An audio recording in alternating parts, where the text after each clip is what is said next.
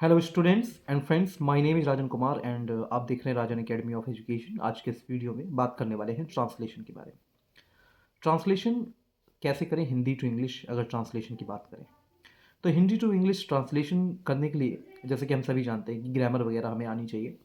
ठीक है, English grammar को समझना आना चाहिए, उसके रूल्स हमें पता होने चाहिए। बट अगर हमें अभी उनके रूल्स नहीं पता है, जो भी रूल्स होते हैं हमें ग्रामर में, ठीक, और हम ट्रांसलेशन करना चाहते हैं तो हम किस तरीके से साथ साथ रूल्स को सीखते हुए किस तरीके से ट्रांसलेशन सीख सकते हैं।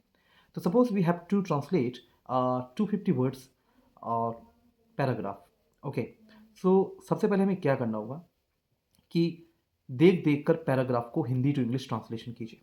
ठीक है, तो देख देख कर हिंदी टू इंग्लिश ट्रांसलेशन कैसे करना है कि एक पैराग्राफ लीजिए 250 वर्ड्स का, 200 वर्ड्स का, जो भी आप कंफर्टेबल हो, या ज़्यादा नहीं तो 50 वर्ड्स का ही लीजिए स्टार्टिंग में। It will be helpful for you to start with some few words. Okay, तो आपको क्या करना है कि सबसे पहले 50 या 60 वर्ड्स ले लीजिए और उनको देख देख कर ट्रांसलेट करना शुरू कीजिए। अगर उसमें लिखा हुआ है देयर लिव्ड अ मैन, लिखा है देयर लिव्ड अ मैन, यानी कि वहाँ एक आदमी रहता था।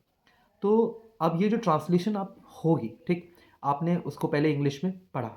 ठीक है, आपने इंग्लिश में पढ़ा या हिंदी में पढ़ा। हिंदी में लिखा है कि एक आदमी रहता था। अब आप हिंदी का जो देख रहे हैं, हिंदी का जो देख रहे हैं, पहले आपको इंग्लिश का देखना है कि इंग्लिश में क्या ट्रांसलेशन है, फिर हिंदी का देखिए और फिर हिंदी का देखने के बाद फिर से इंग्लिश का देखिए। अब आपने 3 बार उसको देखा, यानी कि देयर लिव्ड अ मैन, वहाँ एक आदमी रहता था। ठीक है, फिर आपने देखा देयर लिव्ड अ मैन, तो आपके माइंड में एक छवि बनने लगी कि हाँ, इसका ट्रांसलेशन ये है। फिर जब आप ऐसा करते हैं तो आप उसको फिर रिटन में, राइटिंग में स्टार्ट कीजिए। सबसे पहले इंग्लिश में लिख लीजिए कि there lived a man, there lived a man. Okay, फिर उसका ट्रांसलेशन जो हिंदी में है वो कीजिए। फिर एक बार लिखिए वहाँ एक आदमी रहता था, फिर उसका ट्रांसलेशन इंग्लिश में कीजिए।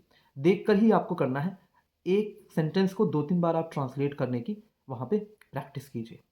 फिर आप उसको बिना देखे कीजिए। अब हो सकता है आपको लगे कि ये तो रट्टा मारना हुआ, नहीं, ये रट्टा मारना नहीं हुआ। इसमें क्या है, आपके अंदर एक अंडरस्टैंडिंग आने लगेगी धीरे धीरे, क्योंकि देखिए ये एक दिन का तो काम है नहीं।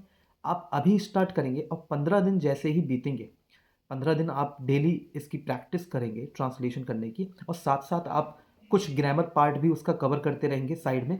मतलब ग्रामर के कुछ रूल्स जो हैं वो आप धीरे धीरे प्रयास करेंगे।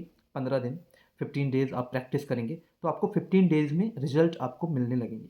ठीक है, ट्रांसलेशन आपकी ईजिली होने लगेगी। आप छोटे छोटे ज़्यादा डिफ़िकल्ट वर्ड्स वाले पैराग्राफ्स ना लें।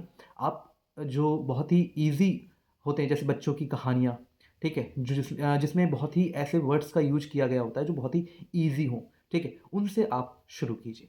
15 डेज ऐसा करिए, 15 डेज में आपको रिजल्ट मिलेंगे। अब उसके बाद आ जाता है 30 डेज। जैसे ही 15 डेज कंप्लीट होंगे और आप लगातार प्रैक्टिस करते जाएंगे तो 30 डेज में आपको एक ऐसा रिजल्ट मिलेगा, बहुत अच्छा रिजल्ट मिलेगा, और यकीन मानिए आपकी ट्रांसलेशन बेहतरीन होने लगेगी। देखिए प्रॉब्लम क्या होती है, बहुत सारे लोग स्टार्ट तो करते हैं ट्रांसलेशन करना, बट वो रेगुलर नहीं रह पाते। रेगुलर रहना बहुत ज़रूरी होता है किसी भी फील्ड में। अगर हम उसकी प्रैक्टिस कर रहे हैं और उसमें हमें एक्सपर्टीज़ चाहिए तो हमें रेगुलर प्रैक्टिस की बहुत ज़रूरत होती है। तो रेगुलर प्रैक्टिस आप ज़रूर करें। ठीक है, नीड होती है रेगुलर प्रैक्टिस की, क्योंकि कॉन्स्टेंटली आप again and again bar bar practice अगर करते हैं ट्रांसलेशन करने की, तो आपका ट्रांसलेशन तो अच्छा होता ही है, साथ में आपको जो स्पोकन लैंग्वेज है आपकी, यानी कि आपकी बोलने वाली जो भाषा है, जो आप प्रयास करना चाहते हैं, उसमें भी आपको हेल्प मिलती है। सपोज़ कीजिए आप एक पैराग्राफ ट्रांसलेट कर रहे हैं हिंदी टू इंग्लिश या इंग्लिश टू हिंदी, तो आपको समझ में आने लगते हैं वर्ड्स, आपको सेंटेंस समझ में आने लगते हैं। Then you start speaking in that language also, तो आप उस लैंग्वेज में बोलना भी शुरू कर देते हैं। कि सपोज़ कीजिए आपने 4-5 ऐसे सेंटेंसेस अच्छे से सीख लेते हैं 15 दिन में, कि जो स्पोकन इंग्लिश या, ठीक है, जो भी लैंग्वेज है आपकी, ठीक, और या हिंदी के ही कुछ ऐसे शब्द हमें पता चल जाते हैं जो हमने पहले नहीं जाने होते हैं। तो ऐसे में हमारी जो स्पोकन स्किल्स हैं वो भी इम्प्रूव होती हैं। कई सारे ऐसे शब्द होते हैं हिंदी में ही और इंग्लिश में भी कि जिन्हें हमने पहले नहीं सुना होता है और उनका प्रोनाउंसिएशन भी, ठीक है, हमें अच्छे से नहीं पता होता है, तो वो वर्ड्स भी हमें मिलते हैं और हमारी नॉलेज को इम्प्रूव करते हैं, ठीक है, लैंग्वेज के बारे में। तो जो भी चीज़ें हैं वो मैंने आपको इस वीडियो में बताई कि ट्रांसलेशन हम किस तरीके से स्टार्ट कर सकते हैं करना, ठीक है। सब चीज़ डिपेंड करती है प्रैक्टिस पर। जितना आप प्रैक्टिस करेंगे उतना आपको बेटर रिजल्ट मिलेंगे, लेकिन साथ ही सही प्रैक्टिस करना ज़रूरी होता है। आप साइड में रूल्स भी सीखते रहिए ताकि आपको जो ट्रांसलेशन है उसमें कोई भी इश्यूज़ ना आए, ठीक है। स्टार्टिंग में थोड़ी प्रॉब्लम्स जैसे कि आपको एकदम से समझ में ना आना, ऐसा हो सकता है कि ये क्या लिखा हुआ है इंग्लिश में, मुझे नहीं आता, ये क्या लिखा हुआ है हिंदी का, कुछ ज़्यादा ही टफ वर्ड आ गया। तो ऐसा हो सकता है आपके सामने ऐसी इश्यूज़ आए, बट घबराना नहीं है। आपको ध्यान रखना है कि ये प्रैक्टिस जैसे-जैसे आप करते रहेंगे, ठीक है, वैसे-वैसे आपका इम्प्रूवमेंट होता रहेगा। जो बहुत ज़्यादा डिफ़िकल्ट वर्ड्स हैं, ऐसे पैराग्राफ्स को अभी आप अवॉइड करें और जो ईज़ी पैराग्राफ्स हैं, उनको आप कंटिन्यू करें, ठीक है।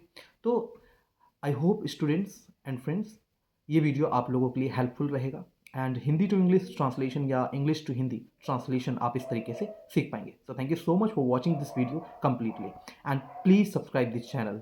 Thank you.